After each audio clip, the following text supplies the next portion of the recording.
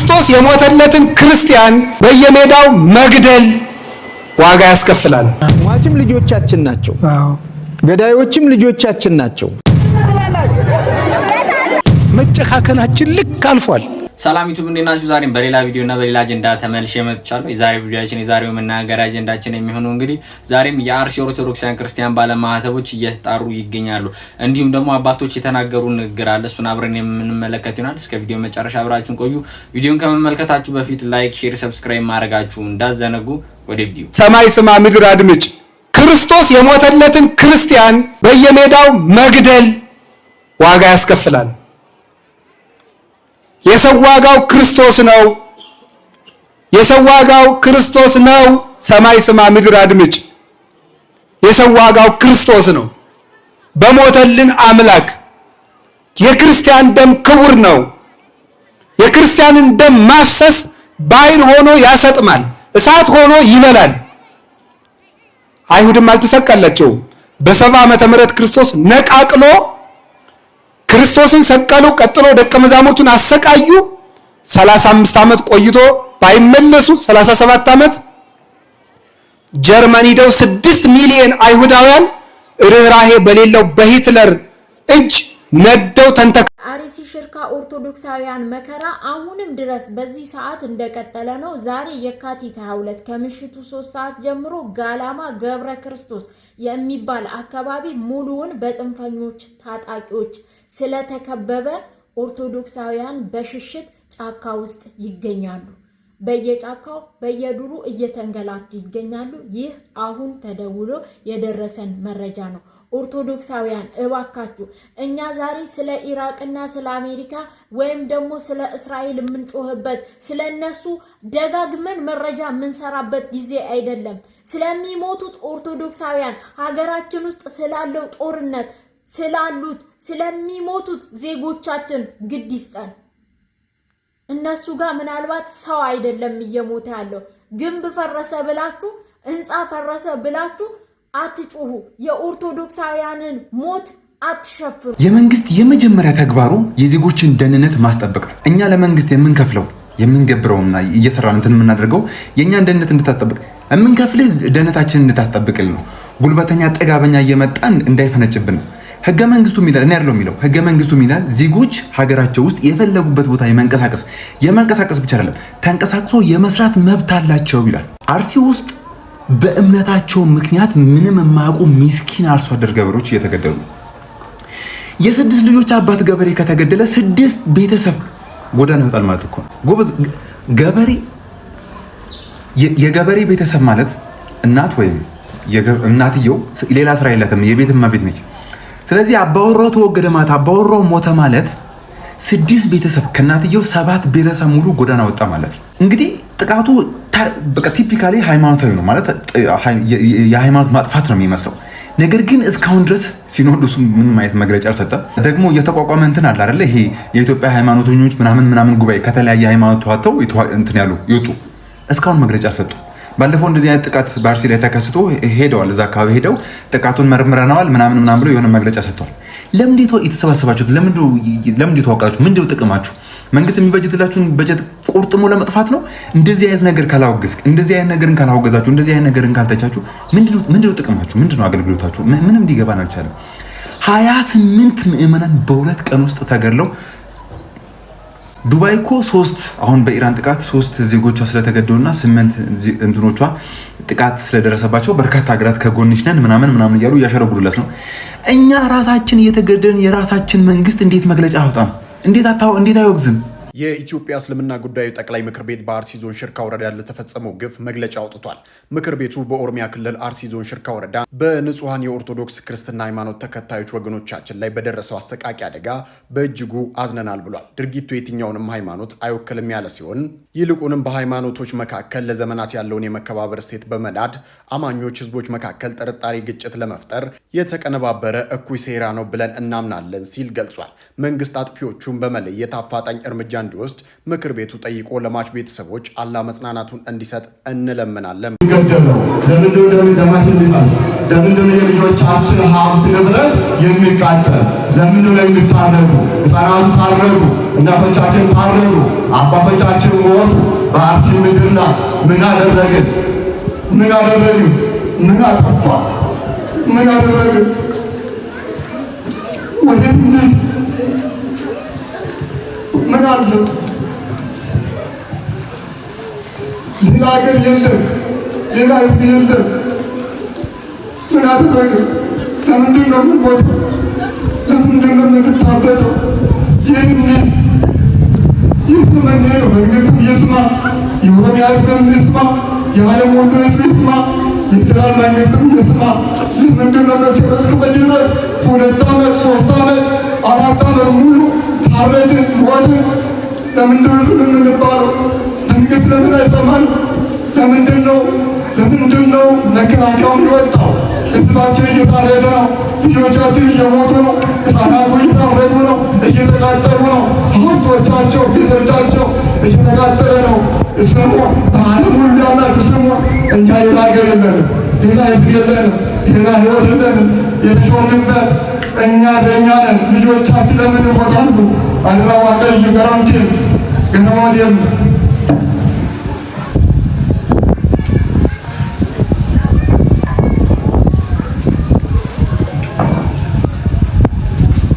የእግዚአብሔር ትዕግስቱ ባያልቅ ነው። እንደኛ ያለ አረመኔ ያለ፣ እንደኛ ያለ ክፉስ አለ። መጨካከናችን ልክ አልፏል። እግዚአብሔር ዛሬም ፀሐይን ያወጣል፣ ዝናብን ያዘንማል። ዘመዶቼ እግዚአብሔር በዓመት አንድ ጊዜ መተን የምንቀልድበት አምላክ አይደለም። ምህረት ከሰው ልጆች ይፈልጋል። ምህረት ሳይኖረን ምህረት ልናገኝ አንችልም። ጨካኝ ሆነናል፣ እየተገዳደልን ነው። በገጠር ያላችሁት ሁሉ መስማት አለባችሁ። ክላሽ ይዞ ማስቀደስ አለ፣ ቅዳሴ አለ። ነፍስ የገደለባችሁ ሰው ቢኖር ያንን ነፍስ የገደለባችሁን ሰው ስለገደላችሁት የሞተው ሰውዬ ይመለሳል?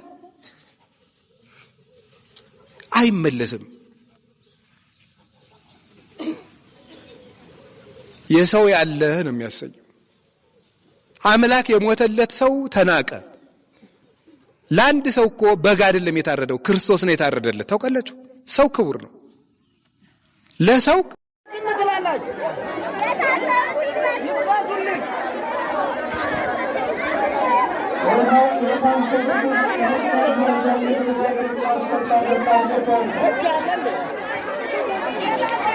ሟችም ልጆቻችን ናቸው፣ ገዳዮችም ልጆቻችን ናቸው። አሁን እኛ መላው የጠፋን የምናደርገው ያጣን፣ የተጣሉ የኛው ልጆች ናቸው፣ የሚገዳደሉም የኛው ልጆች ናቸው። ለኛም ቅጥ ያጣ ሐዘን ነው። ምንድነው ሐዘንሽ ቅጣጣ ከቤትም አልወጣ የሚል ነገር አለ አይደል? አዎ፣ የሞተው ወንድምሽ የገደለው ባልሽ አይነት ነገር። እንግዲህ ለዚያች ሴትዮ ሐዘኑን እዩላት። ባል ወንድም ገዳይም የሷው ሟችም የሷው። ስለዚህ በጣም ቅጥ ያጣ ሐዘን ነው። እኛ አሁን ቅጥ ያጣ ሐዘን ነው የገጠመን። የሃይማኖት አባቶች ቅጥ ያጣ ሐዘን ነው የገጠመን።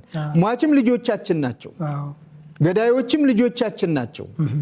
ሁሉም ኢትዮጵያውያን ናቸው። በዚህ ውስጥ ግርግሮች ይፈጠሩና ደግሞ ግርግር ብዙ ጊዜ ለብዙ ሰዎች ይበጃል። ሃይማኖታዊም እየሆነ ብዙ ክርስቲያኖቻችንም ሲሞቱ እናያለን። ብዙ አብያተ ክርስቲያናትም ሲወድሙ ሲቃጠሉ እናያለን። ብዙ ቅርሶቻችንም በተመሳሳይ።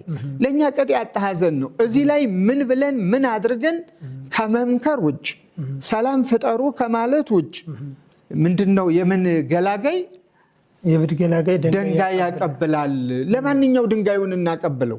ስለዚህ ድንጋይ እናቀብልም ነው እና ድንጋይ ከማቀበል ሰላምን ብናቀብል፣ እባካችሁ ንጹሃን አይሞቱ፣ በንጹሃን ላይ እጆቻችሁን አታንሱ፣ ፍቅርን ገንዘብ እናድርግ፣ ሰላምን ገንዘብ እናድርግ። ደግሞም በሃይማኖት ግጭት፣ የሃይማኖት ግጭት ደግሞ የበለጠ ወደ ተወሳሰበ ወደ አላስፈላጊ መውጫ ወደ ሌለው አዘቅት ውስጥ ያስገባናል። ኦርቶዶክስ ስትዋረድ ቆመህ የምታይ ሁሉ ተራን ነው የምትጠብቅ። አንዳንድ ቂም ይዘው ቤተክርስቲያኗ ብትፈርስ ደስ የሚላቸው ሰዎች እያየው ነው። እነሱ አንድ ነገር ነው የምነግራቸው። ቤት እየተቃጠለ አንዲት እንቁራሪት ኋላ ሆና ትስቃለች አሉ እና ሌላ ብልህ እንቁራሪት ለምን ትስቃለች ሲሏት ቤት እየተቃጠለ አያደርስ ነው የሚባለው። ቢያደርስ ውሃና እሳት ምን ያገናኘዋል? እኔ ያለሁት ውሃ ውስጥ ይቃጠል ትላለች። እና የሰፈሩ ሰዎች እባካችሁ እሳትና ጥፋ ዋልጡ ሲባል እሷን አብረው ወሰዱና እሳት ውስጥ ከተቷት። ኦርቶዶክስ ስትዋረድ ቆመ የምታይ ሁሉ ተራን ነው የምትጠብቅ። ሰውየው እጣ ፈንታ ይናገራልና ንጉሱ አንድ ቀን ሲሄድ አገኘው። እስኪ አንተ የሰው እጣ ፈንታ መንገር የምትችል ከሆነ እኔ መቼ እንደምሞት ንገረኝ ይለዋል። እኔ በሞትኩ በማግስቱ አለው ንጉሱ። እና ንጉሱ በጣም ስለፈራ እሱ በሞተ በማግስቱ ሞት ከሆነ እሱን ጠብቁልኝ ይላል። የኦርቶዶክስ ቤተክርስቲያን ማለት አምድ ነችና ማንም ሰው በሷ ላይ የሚወረውረው ድንጋይ ዝም ብሎ ሊመለከት ይችላል። ግን ኦርቶዶክስ በጠፋች በማግስቱ የሚጠፋ ነው ኢትዮጵያ ውስጥ ያለው ነገር በሙሉና አጥብቄ ስለ ቤተክርስቲያኗ የምከራከረው የመንፈሳዊ ዕውቀት ኑሮኝ አይደለም። ግን ከማያቸው ከሚሰነዘሩባት ነገሮች አንፃር የሁሉም እናት ቤተክርስቲያን መሆኗን ስለማምን ነው። ኦርቶዶክስ ጠቅላይ ሚኒስትር አብይ እንዳሉት ሀገር ናት ብለዋልና አንዳንዶች ደግሞ የኢትዮጵያ የብዕር ስሟ ኦርቶዶክስ ይባላል ይላሉና ኢትዮጵያን ሊያጠቁ የፈለጉ የውጭ አካላት በሙሉ ታርጌት አድርገው የሚነሱት የኦርቶዶክስ ቤተክርስቲያን ነው። ኢትዮጵያ በቅኝ ገዢዎች የማትሸነፍበት ዋናው ነገር ተብለው ሲጠይቁ ፈረንጆች መሳሪያ አታመርትም፣ የህብረተሰቡን ስነ ልቦና ይዛ ለውጊያ የምትወጣ ቤተክርስቲያን ስላለቻት ነውና ለማሸነፍ ካስፈለገ ቤተክርስቲያኗ መበተን፣ መበረዝ ከተቻለ ማጥፋት ያስፈልጋል ይላሉና ነው። ሌላው ምእመናን አሁን ትልልቅ መንፈሳዊ ሰዎች እናያለን። በእነሱ ላይ ለማሾፍ ጩኸት ምን ይሰራል ይላሉ። የቤተክርስቲያኗን ለቅሶና ጩኸት ተራ ጩኸት የሚያደርጉት መጽሐፍ ቅዱስ ግን ኢያሪኮ በጩኸት ፈረሰች ይላል። ታስታውስ ከሆነ ሆስኒ ሙባረክ የሚባሉ የግብጽ መሪ ሲወርዱ አንድ የቢቢሲ ጋዜጠኛ የተናገረው ነበር። እንግዲህ ሆስኒ ሙባረክ 33 ዓመት በአየር ኃይል አብራሪነት፣ 33 ዓመት በመሪነት በሀገሪቱ ፔሮል 66 ዓመት የፈረሙ መሪ ናቸው። እንግዲህ በአየር ኃይልም በታንክም በምድር ጦርም በጣም የተከበሩ ሰው ናቸው እሳቸው አይደለ? ግን የፈረሱት ታህሪር ስኩዌር ላይ ታህሪር አደባባይ ላይ 17 ቀን ህዝብ ጮህ ነው ያወረዳቸው። እና ጋዜጠኛው ምን ይላል? በልጅነቴ ኢያሪኮ በጩኸት ፈረሰች ሲል መጽሐፍ ቅዱስን ተጠራጠረው ነበር። የ17 ቀኑ የግብጽ ህዝብ ጩኸት ግን ሆስኒ ሙባረክን ሲያወርድ ስላየሁ የመጽሐፍ ቅዱስን ቃል አመንኩ ይላል። እና ጩኸት አይናቅም፣ ለቅሶም አይናቅም። እስጢፋኖስ በተወገረ ጊዜ ወዳጆቹ ቀበሩት፣ አምረው ማለቀሱ ይላል አይደል? የሐዋርያት ሥራ የምናለቅሰው አንድም ለምትዋረደው ቤተክርስቲያን፣ ሁለትም በግፍ በመንግስት ኃይሎች ለተገደሉት ምእመናን ነው አይደል? እንባ ደግሞ ዋጋ አለው አይደል? ከእግዚአብሔር ደጅ ይጮሃል በሹፈት ባይሆን። ሌላው ደግሞ ትልልቅ አባቶች እንዲጸልዩ ከሁሉም ወገኖች ያሉ ልብ እንዲሰጣቸው። እንግዲህ ኦርቶዶክስ ሀገር ናት ካል የኢትዮጵያ ሚሊተሪ ደግሞ የኦርቶዶክስ ልጆች ናቸው። ጴንጤ እንኳን ቢሆኑ ነገርኩ እንደኔ መሆን አለባቸው። የኔ ቤተሰቦች የተገኙት ኦርቶዶክስ ፊደል አስቆጥራቸው መጽሐፍ ቅዱስ አስነብባቸው እንጂ መሬት አንስታ ለፕሮቴስታንት ያረካቸው አይደል? ሌሎቹስ ምን ማድረግ አለባቸው? እቺ ቤተክርስቲያን አደጋ ላይ መውደቋ እኛንም ይጥልናል ብለው የኢትዮጵያ ሙስሊሞች፣ የኢትዮጵያ ፕሮቴስታንቶች፣ ካቶሊኮች ሁሉ መጸለይ ያለባቸው። ወታደሮቹም ቢሆን አብዛኛው ኦርቶዶክስ ነው። ፕሮቴስታንትም ቢሆን ባንተ ይደርሳል፣ እስልምናም ቢሆን ባንተ ይደርሳልና በኢትዮጵያ ላይ ለሴራ ብላችሁ ጠበንጃ አታንሱ እላለሁ። አመሰግናለሁ። እንግዲህ እንዳያችሁትና እንደሰማችሁት ነው የአርሲ ኦርቶዶክሳውያን ክርስቲያን ባለማዕተቦች ዛሬም ድረስ እየጣሩና እየጮሁ ይገኛሉ። አቤት የሚላቸው ሰሚ አካል ግን አሁንም ድረስ አላገኙም። ከትናንትና በስቲያ 26 ኦርቶዶክሳውያን ዛሬ ጠዋት አካባቢ ላይ ደግሞ ወይ ትናንትና ማታ ይመስለኛል 2 ኦርቶዶክሳውያን ክርስቲያኖች ተገለዋል። ማሰብ ነው እንግዲህ። እኛ ይሄንን ነገር አንፈልግም። ልጆቻችን ተገደሉ ብላችሁ ወደ ምድር ላይ ስላለቀሳችሁልን ምንም የሚመጣል ለውጥ የለም። እናንተ ከኛ በላይ አቅም ስላላችሁ ከመንግስት ጋር ያለውን ነገር ተነጋገራችሁ ዘለቄታዊ ሰላም እንድታመጡልን ነው ከፊት ቅደሙልን፣ ከፊት ውጡልን የምንለው እንድትናገሩልን እንጂ እንድትሞቱልን አይደለም። የሞተልን ኢየሱስ ክርስቶስ በቂያችን ነው። እናንተ እንድትሞቱ አይደለም የምንፈልገው። ወጣችሁ ወደ ምድር ላይ ስታለቅሱ ማየት አይደለም የምንፈልገው። እናንተ ጠንከራችሁ እኛንም አጠንከራችሁ ከመንግስት ጋር ዘለቄታዊ ሰላም ለማምጣት እንድትሯሯጡልን ብቻና ብቻ ነው የምንፈልገው። የአርሲ ኦርቶዶክሳውያን ክርስቲያን ባለማዕተቦች ሁሌም በልባችን ውስጥ ይኖራሉ። ሰማዕትነት አያመልጥህ ነው የሚሉትና አባቶቻችን።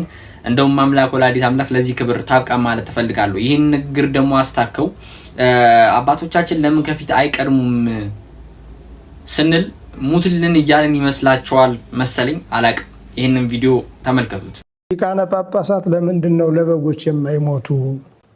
እረኞች ከሆኑ እረኛ ተላልፎ ነው የሚሞተው። ለምንድን ነው ተላልፈው ሲሞቱ ማናያቸው? ሁልጊዜም 4 ኪሎ ነው የምናያቸው እነሱን የሚል ከረር ያለ ጥያቄ አለና እንደው እግዚአብሔር ይስጥልኝ። ያው የሰሙትን ስለሆነ የሚጠይቁን ምንም ድፍረት አይሆንም። ለምንድን ነው የማይሞቱ? መልካም ነው። ማን ይግደለን? ለመሞት ወደ ማን እንሂድ? አሁን ይህንንም ጨምረው ቢጠቁሙን። ምክንያቱም መቼም ዝም ብሎ ግደሉኝ አይባልም። ሟችም ገዳይም የሚገናኙበት መንገድ መኖር አለበት። እኔ ሊያስወቅሰን ይችላል ብዬ የማምነው ከአባቶቻችን እንደተማርነው አንተ ካድ ብሎ አንድ አረሚ ቢመጣ ሃይማኖትህን ካድ፣ ማተብህን በጥስ፣ እኔ ላቆምኩት መስል ስገድ፣ እኔ የምልህን አድርግ የሚል ቢመጣና የዚያ ጊዜ ለመኖር ብለን አይሽ እንዳልክ ይሁን ይደረግልህ ብንል ለምንድን ነው ያልሞቱት? ከዚህ በላይ ምን ክብር ፈልገው ነው የሚል ጥያቄ ቢነሳ እውነት ነው። አሁን ሃይማኖትህን በጥስ ማለት ክርህን በጥስ፣ ሃይማኖትህን ለውጥ፣ እግዚአብሔርን ካድ የሚል ፊት ለፊት የመጣብን የለም እና አሟሟቱም ራሱ ጥያቄውን ጥያቄ ነው የሚያስነሳ። ምን ብለን እንሙት? ራስንም ለሞት ዝም ብሎ ያላግባብ ሞት እኮ አስተማሪ መሆን አለበት። ክርስቲያናዊ ሞት በነገራችን ላይ አስተማሪ ነው። አባቶቻችን የምናደንቃቸው በሕይወታቸው ከሰበኩት፣ በሕይወታቸው ካስተማሩት፣ በሕይወታቸው ወደ እግዚአብሔር ካቀረቡት ሕዝብ ይልቅ በሞታቸው ያቀረቡት ይበልጣል። ትክክል። ያ ማለት ደግሞ አሟሟታቸው አስተማሪ ስለሆነ ነው። እኛ አሁን ሙቱ የምንባለው በዘመኑ አንዱን ወግነህ ከአንዱ ጋር ቆመህ አንዱን ተቃውመህ ሌላውን ደግፈህ የዚያ ጊዜ መታሰር አለብህ። ሊያስርህ የሚችለው ሊገልህ የሚችለው ክፍል ሲመጣ አዎ ብለህ መሞት አለብህ የሚል ነው የአሁኑ ጥያቄ። ይሄ ደግሞ መጻሕፍት አላስተማሩንም። የእኛ መነሻችንም እንግዲህ ቅዱስ መጽሐፍ ነው። መነሻችን የቅዱሳን ገድል ነው። መነሻችን ድርሳናቱ ናቸው። መነሻችን ቀኖና ቤተ ክርስቲያን ነው። ከቀኖና ቤተ ክርስቲያን ውጭ በሆነ መልኩ ምን ብለን እንሙት? ሞታችንስ ማንን ነው የሚያስተምር? 4 ኪሎ ላይ ነው የሚውሉት። 4 ኪሎ የሚውሉ ካሉ ይፈልጓቸው ያለ ስራ። ሁሉ 4 ኪሎ ነው እንደሚውለው? 4 ኪሎ በስራ የተሰማሩ ይውላሉ። በደዌ ዳኛ የተያዙ ይውላሉ። አመል ብሏቸው ደግሞ የሚውሉ ካሉ እሱ ሌላ ጥያቄ ነው። አለበለዚያ ብዙዎች የቤተ ክርስቲያንን ስርዓት እና ቀኖና ጠብቀን ሀገረ ስብከታችን ላይ ነው የምንቀመጠው። እንግዲህ እኔም 4 ኪሎ ተቀመጥኩ ከተባልኩ ኃላፊነት በነበረኝ ሰዓት ነው። ያም እዚህም ሳይቀር ነው። አሁን ደግሞ ያን ከጨረስኩ በኋላ 4 ኪሎ አየሁት የሚለኝ ካለ ወይ 1 ቀን ወይ 2 ቀን ለስራ ሄጄ አይቶኝ ሊሆን ይችላል። ከዚያ ውጭ ሀገረ ስብከቴ ነው። ስለዚህ ሀገረ ስብከቴ ላይ ችግር ተፈጥሮ በሀገረ ስብከቴ ውስጥ ሃይማኖታችሁን ለውጡ፣ ማተባችሁን በጥሱ፣ ካዱ የሚል መጥቶ መንጋውን ሲነጥቅ ሲገል እኔ ተደብቄ ተሸሽጌ ራሴን ለማዳን ተቀምጬ ከሆነ ለምንድን ነው ይሄ ክብር ያለፈ ብሎ ብወቀስ ለምንድን ነው? መቼ ልትሞት ነው ዛሬ ያልሞት? ሰማዕትነት ለምን አመለጠ? ልክ ነው። አባቶቻችን ሰማዕትነት አያመልጥህ ነው ያሉት። ስለዚህ ያኛው ምን ፈልገ ነው ከዚህ በኋላ ብባል እውነት ነው። አሁን ግን ምንድን ነው እንደው እኮ ጥያቄው ራሱ ለምን አልሞታችሁም የሚለው ግራ የሚያጋባ ነው። አንደኛ እንዳለ እንደ ሀገሪቱ ከሆነ የምናየው ሀገሪቱ ሀገራችን ኢትዮጵያችን ታማለች። በጠና የሚፈውሳት ትፈልጋለች። ከእግዚአብሔርም በቀር ሌላ ፈዋሽ የላትም። ዓለም እንደሆነ ውድቀቷን እንጂ ትንሣኤዋን አይፈልግም። ዓለም እንደሆነ እርስ በርስ ልጆቿ መጋጫታቸውን እንጂ መፋቀራቸውን አይፈልግም። ዓለም እንደሆነ ትናንትና በጦርነት በልዩ ልዩ መንገድ ገብቶ በቅኝ ለመግዛት የሮጠውን ያህል ሳይሆንለት የቀረ ዛሬ መግቢያ አግኝቶ ልጆቿን እርስ በርስ እያናከሰ እርስ በርስ እያጣላ የላይ ፈሪ የታች ፈሪ እያለ ከማጋደልና ደም ከማፋሰስ ያለፈ የሚያስበው ነገር አይኖርም። ስለዚህ ጸቡ እንደ ትናንትናው ይሄንን እንደሰማችሁት ነው። እንግዲህ አባታችን በረከታችሁ ይደርብን። ከዛሬ 3 ዓመት በፊት እንደ አባት ሆኑን ሳይገለገሉብን ያገለገሉን አባት ናቸው። እነኛ አይነት አባቶችን በቅድሚያ ማምላክ ወላዲተ አምላክ ታፍራልን ታብዛልን። አሁንም ግን እኛ እየተናገርን ያለነው ሙቱልን፣ ውጡና ተጋደሉልን፣ ተጫፋጨፉልን ሳይሆን እንደ አባት ሆናችሁ ከፊት ቀድማችሁ ከመንግስት ጋር ያለውን ነገር ተነጋገራችሁ ከኛ በላይ ተሰሚነት ከኛ በላይ ተደማጭነት ስላላችሁ ዘለቀታዊ ሰላም እንድታመጡልን ብቻና ብቻ ነው የምንፈልገው። ሌላ ነገር አይደለም። ተጋደሉ፣ ተጨፋጨፉ፣ ተተራረዱ አንልም። አውደ ምሕረት ላይ ያልቅሱ አንልም። በቃ ግን እናንተ ጋር ያለው ኢነርጂ ከኛ የበለጠ ነው። እናንተ ጋር ያለው አቅም ከኛ የበለጠ ነው። እናንተ ጋር ያለው ተሰሚነት ተደማጭነት ከኛ የበለጠ ነውና ከኛም በላይ መንግስት ጋር መቅረብ የምትችሉት እናንተ የሃይማኖት አባቶቻችን የበላይ ጠባቂ መንጋው ጠባቂዎች ናችሁና ዝም አትበሉ፣ ሄዳችሁ ተናገሩልን፣ ጩሁልን ነው የምንለው። ሌላ ምንም አይደለም። ምንም እቺን ጥያቄ ብቻ ነው የምንፈልገው። ለዛሬው በዚሁ ቃል ቀጣይ በሌላ ቪዲዮ እስከምንገናኝ ድረስ ቸር ሰንብቱ። ቪዲዮን ላይክ፣ ሼር፣ ሰብስክራይብ ማድረጋችሁንም እንዳዘነጉ። ቀጣይ እስከምንገናኝ ድረስ ቸር ሰንብቱ።